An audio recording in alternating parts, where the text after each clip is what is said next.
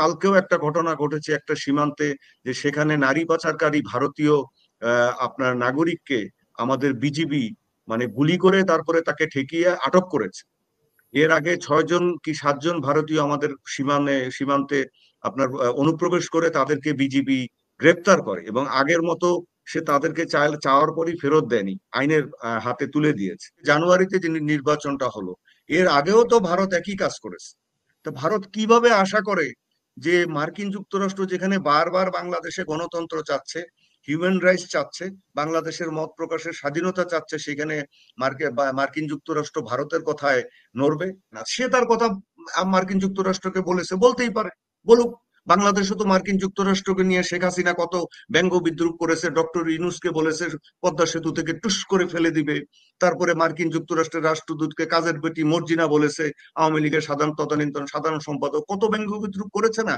এমন একটা ভাব দেখিয়েছে যেন সে মানে শেখ হাসিনা মানে আমেরিকাকে খেয়ে ফেলবে, শেষ করে দিতে পারে। বাংলাদেশে যে ঘটনাটা ঘটেছে, ঘটনাটা হচ্ছে গণহত্যা এবং হিউম্যান রাইটস ভায়োলেশন, শুধু না, মানবতা বিরোধী অপরাধ। সুতরাং মানবতা বিরোধী অপরাধের সাথে যুক্ত, গণহত্যার সাথে যুক্ত কাউকে যদি ভারত আশ্রয় দেয়, তাহলে কি এটা মুক্ত বিশ্ব মেনে নিবে? আমেরিকা মেনে নিবে? আপনি কি দেখছেন না যে জাতিসংঘের টিম বাংলাদেশে এসেছে? তাদের একজন বড় কর্তা আবার 30 তারিখে বাংলাদেশে আসছে। এটা নিয়ে বাইডেন এবং মোদির ফোনালাপ নিয়ে আসলে দুই রকম কথা শোনা যাচ্ছে। কিছু মিডিয়া বলছে যে এখানে বাংলাদেশে কত তাড়াতাড়ি স্থিতিশীল পরিস্থিতি ফেরত আনা যায় সেটা নিয়ে কথা হয়েছে। আবার আরেক জায়গায় শোনা যাচ্ছে যে বাংলাদেশ প্রসঙ্গ আসেনি। বাংলাদেশ প্রসঙ্গ আসুক কি না আসুক সেটা বড় ব্যাপার নয়।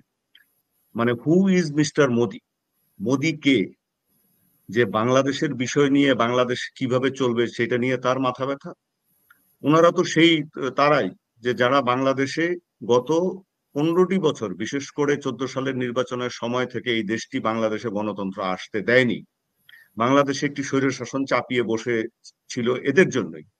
তো এখন বাংলাদেশ যদি অন্যভাবে ঘুরে দাঁড়ায় এবং রুখে দাঁড়ায়, সেখানে তার এত মাথা ব্যথা কেন? বাংলাদেশে কি তারা জনমানুষের শাসন চায় না, নাকি বাংলাদেশে শুধুমাত্র একটি দল আওয়ামী লীগের সাথেই তাদের সমস্ত সম্পর্ক বজায় রাখতে চায় এবং শুধু তাদেরই শাসন চায়? বিষয়টা এদিক থেকে দেখতে হবে। তা আমরা এই পর্যন্ত ক্লিয়ার যে ভারতের এই মোদী সরকার বা ভারতের একটা অংশ আছে যে যারা এই আওয়ামী লীগ ছাড়া আর কিছুই বোঝে না। তাদের কথা হচ্ছে আওয়ামী লীগ ছাড়া বাকিরা হচ্ছে জঙ্গি। বাংলাদেশের মানুষের কোনো মানে ভোটাধিকারের দরকার নেই, বাংলাদেশের মানুষের মানবাধিকারের দরকার নেই, বাংলাদেশের মানুষের স্বাধীনতা চেতনার দরকার নেই, সার্বভৌমত্বের দরকার নেই।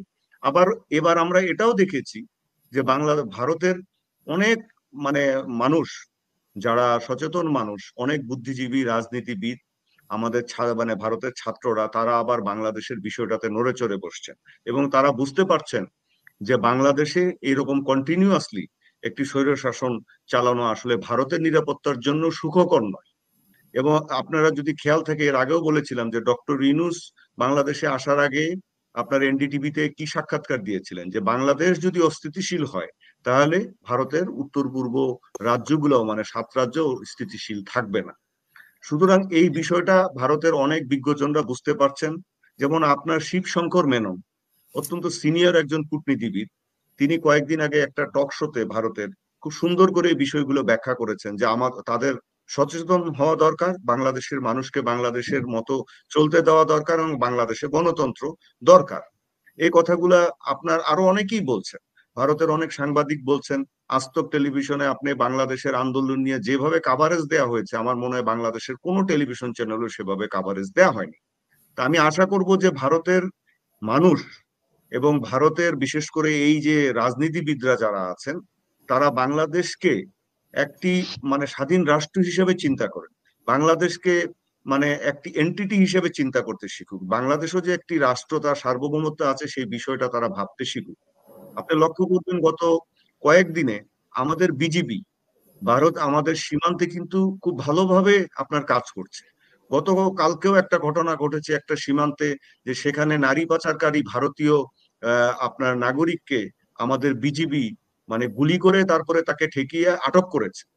এর আগে 6 জন কি 7 জন ভারতীয় আমাদের সীমান্তে আপনার অনুপ্রবেশ করে তাদেরকে বিজিবি গ্রেপ্তার করে, এবং আগের মতো সে তাদেরকে চাওয়ার পরই ফেরত দেয়নি, আইনের হাতে তুলে দিয়েছে। তো এইগুলো সবাইকে লক্ষ্য রাখতে হবে। তো একটা জিনিস আমরা যেটা দেখছি, আপনি যে বিষয়টা নিয়ে বলছেন যে এই যে মোদি এবং বাইডেনের কথাবার্তা দেখেন, কোথায় মার্কিন যুক্তরাষ্ট্র আর কোথায় ভারত, কোথায় চীন আর কোথায় ভারত। আপনি ভারত কিভাবে চিন্তা করে যে সে চীনের সমকক্ষ বা আপনার মার্কিন যুক্তরাষ্ট্রের সমকক্ষ? আর মার্কিন যুক্তরাষ্ট্র আমাদের দেশে তো মানে ভারতের মতো এরকম কথায় কথায় হস্তক্ষেপ করে না। আপনি কি লক্ষ্য আছে যে মানে স্মরণে আছে যে 2014 সালের যে নির্বাচন, সেই নির্বাচনের আগে 13 সালে তদানীন্তন যে মার্কিন এখানে রাষ্ট্রদূত ছিলেন ডন মাজেনা, তিনি কিভাবে চেষ্টা করেছিলেন যে সকল দল মিলে একটা ভালো নির্বাচন যাতে হোক। সেখানে বাধা দিয়েছিল কে? ভারতের সুজাতা সিং এসেছিল বাংলাদেশে, এসে একপক্ষীয় নির্বাচন করে নিয়ে গেল। আচ্ছা, তারপরে 18 সালের নির্বাচনেও আপনার জন মিলার আপনার মানে মার্কিন যুক্তরাষ্ট্রের রাষ্ট্রদূত হয়ে বাংলাদেশে এসেছিলেন। তিনি এবং মার্কিন প্রশাসন তখনও চেষ্টা করেছেন যে বারবার একটা সুষ্ঠু রাজনৈতিক ভাবে মানে সমাধান হোক এবং নির্বাচনটা যাতে ভালো হোক, গণতন্ত্র যাতে প্রবহমান থাকে, সেটাও করতে দেয়নি। আর গত মানে এই যে জানুয়ারিতে যে নির্বাচনটা হলো, এর আগেও তো ভারত একই কাজ করেছে।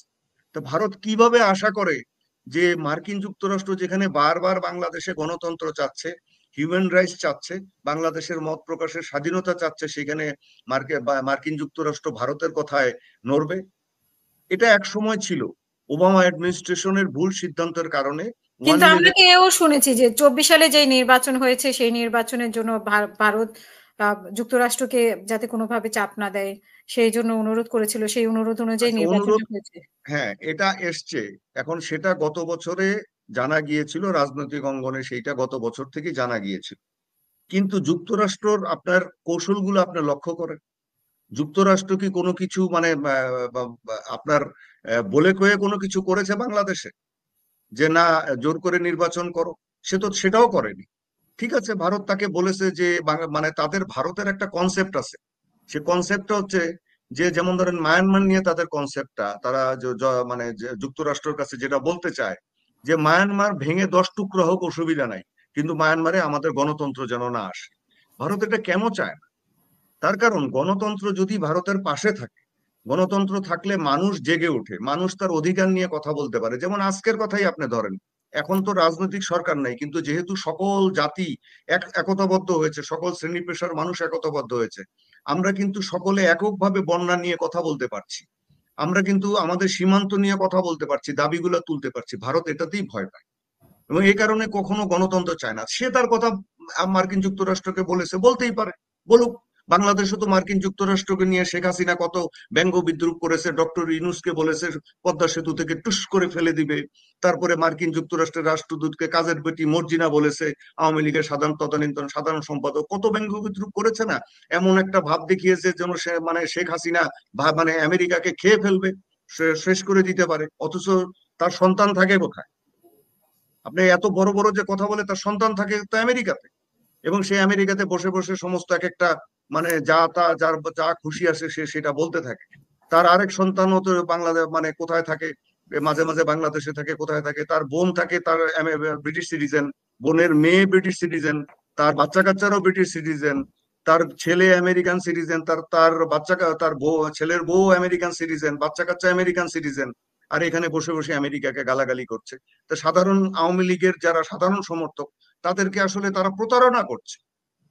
তো শুধু এই মোদি কি বললো না বললো বাংলাদেশের ব্যাপারে, এটা আমি মনে করি যে এটা আমেরিকার কাছে এমন কোনো কিছু যায় আসে না।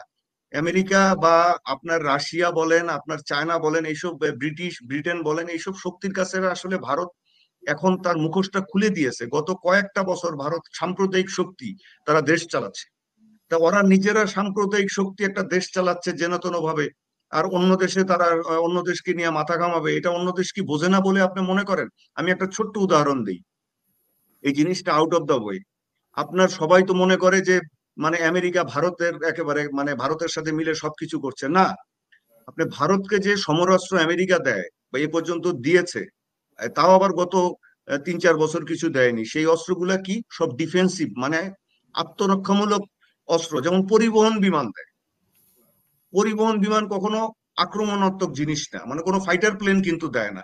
পাকিস্তানকে কি দেয়? পাকিস্তানকে দেয় F-16 ব্লক ডি, পাকিস্তানকে দেয় আপনার সার্ভেলেন্স ইকুইপমেন্ট, পাকিস্তানকে দেয় আপনার কামান। তা তারা তো ওগুলো ওদেরকে দিচ্ছে, আক্রমণাত্মক অস্ত্র সে পাকিস্তানকে দিচ্ছে কেন, আক্রমণাত্মক অস্ত্র ভারতকে দেয় না কেন? তা ভারত, কারণ ভারত এখনো রাশিয়ার সাথে মানে লাগিয়ে রেখেছে। আপনি গত 8ই অগস্ট আপনার মোদি জয়শঙ্করকে নিয়ে পুতিনের সাথে দেখা করতে গেছে এই মস্কোতে। সুতরাং এই কথাগুলো মানে মার্কিন যুক্তরাষ্ট্র জানে।